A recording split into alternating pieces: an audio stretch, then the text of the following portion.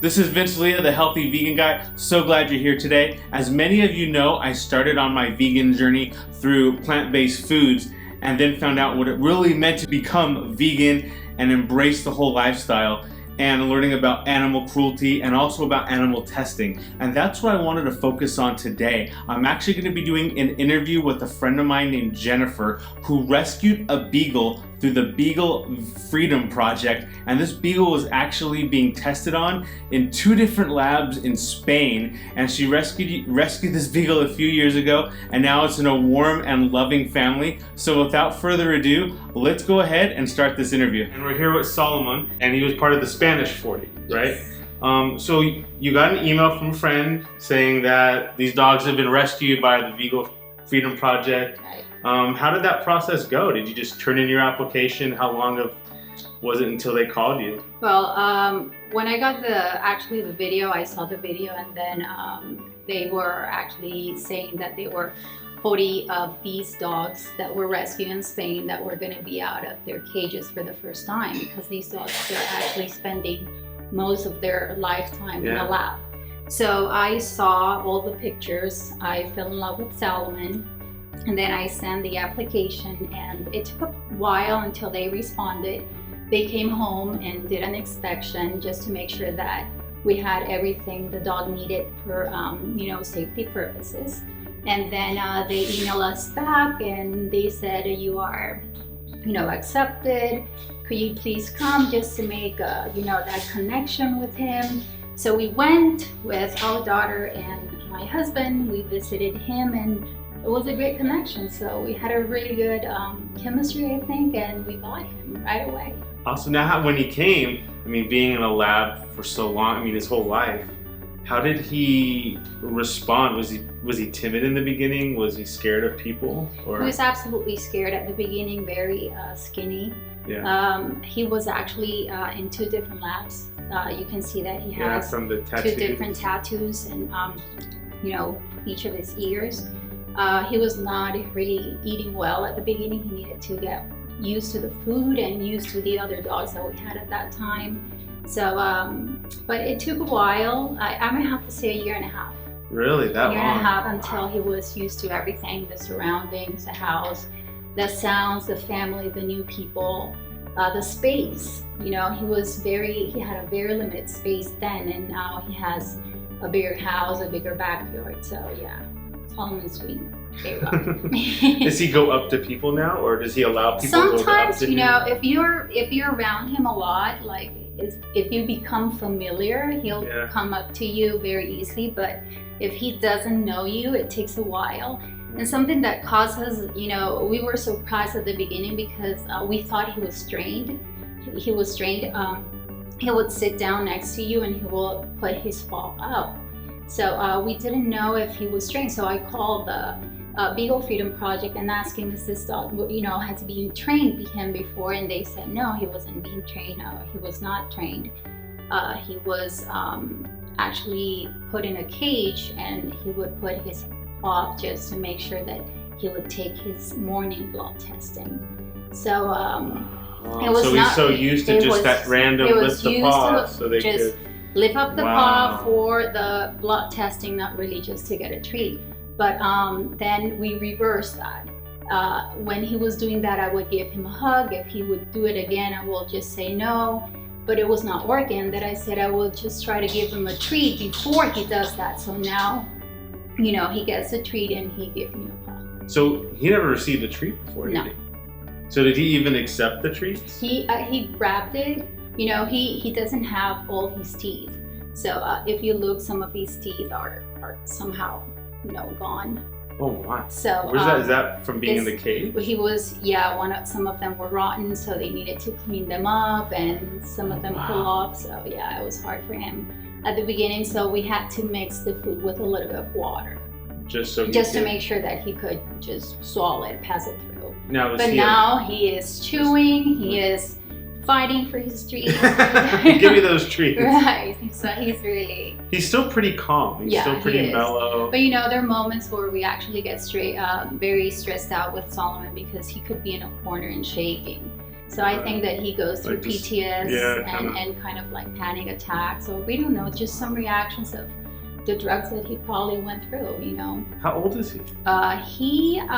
You know, when they got him, they said that he was probably around 6 years old. So add 4 more years to that. Wow, so he's 10. Yeah, he's an oldie. Oldie but goodie. Did he? I was reading online on one of the articles. I think it was through Beagle Freedom Project, about how sometimes they would bark. Did you ever have issues with him barking at certain times of the day, or issues with that at all? Yeah, he barks, he howls. Really? And I have a very interesting story with Solomon. One of the first things that they told me is that these dogs, because they're scared all the time and they're not really used to new environments, they would escape easily. One day my daughter came in and with her friends, and one of the friends, the last one of course, forgot to close the door. 2 of our dogs went out and Solomon was barking and barking and barking, and I thought, like, wait a second, this barking is not very usual. So when I came to the living room, I saw that Solomon wouldn't stop barking, and then I saw him and I looked at the door, and they were 2 dogs outside, and Solomon didn't go outside. So he didn't go, but he warned everybody else what was going on. Yeah, he warned everybody else when all of the other dogs were gone. So and the other thing is that he's pretty meticulous. Like, you know, he has, I may have to say, surviving skills. Oh, you know, sure. He's pretty good at that. He needs to taste things around, look them around. Like if I give him a piece of banana or anything, he will just smell it, you know, roll it and smush it. What is this piece of food? Right. So he's pretty good. He likes fruit. That's good. Well, he's doing really well. I mean, he looks great. Yeah. You know, I mean, definitely got a full coat. He's big, healthy. You know. Yeah. When he came, he was very skinny. You could actually see his backbone and his chest. It's very pointy. But now he is just a total different Solomon. He's free. Yeah, awesome. Well, I think that's great that you had the opportunity to do that and rescue him. And do they ever have contact with any of the other people from that Spanish 40? Last year, in fact,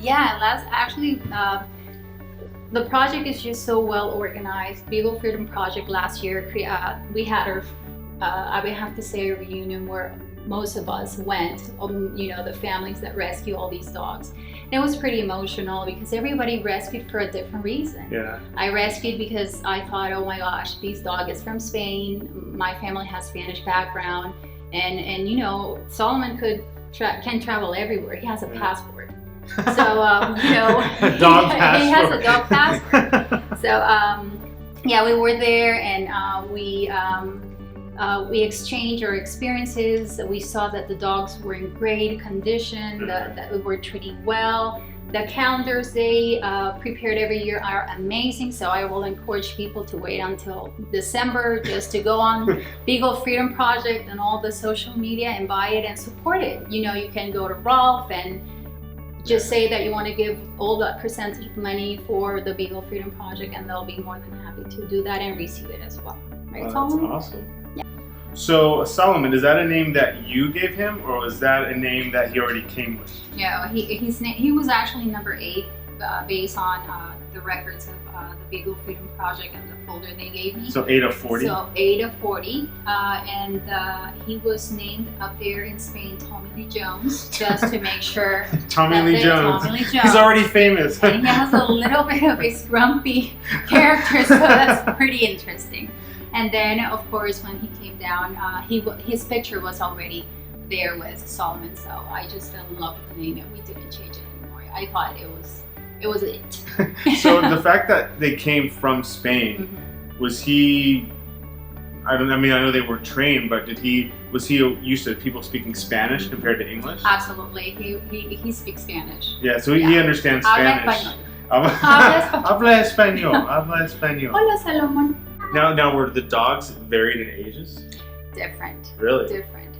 I mean, unfortunately, in terms of lab animals, I mean, dogs especially, and I'm talking about beagles, this is a very sweet and, you know, kind of a breed, and that's why they're more likely used in labs, because they they just love you no They're matter very what. sensitive Very too. sensitive. So they Very feel like sensitive. if it's not doesn't harm a beagle or anyway, Right. then they feel that may be good for a human. Right.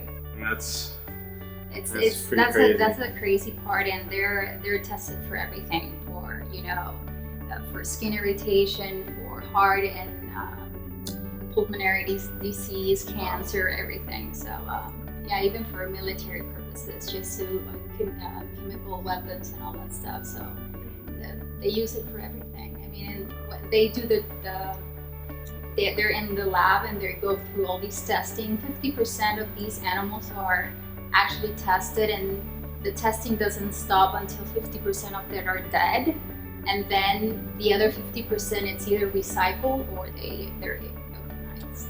Wow, that's crazy. So he's a lucky one for sure, and I hope that so many more can be rescued. Adopting a dog is the best thing you can do.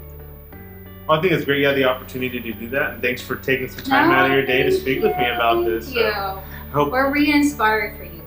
Yes, definitely. And I'm sure he's very thankful to be in a loving home and with loving people and have a couple brothers here to play with all the time. So anyway, thanks for taking time out of your day. Bye. And I hope you guys enjoyed this video. If you liked it, give it a thumbs up.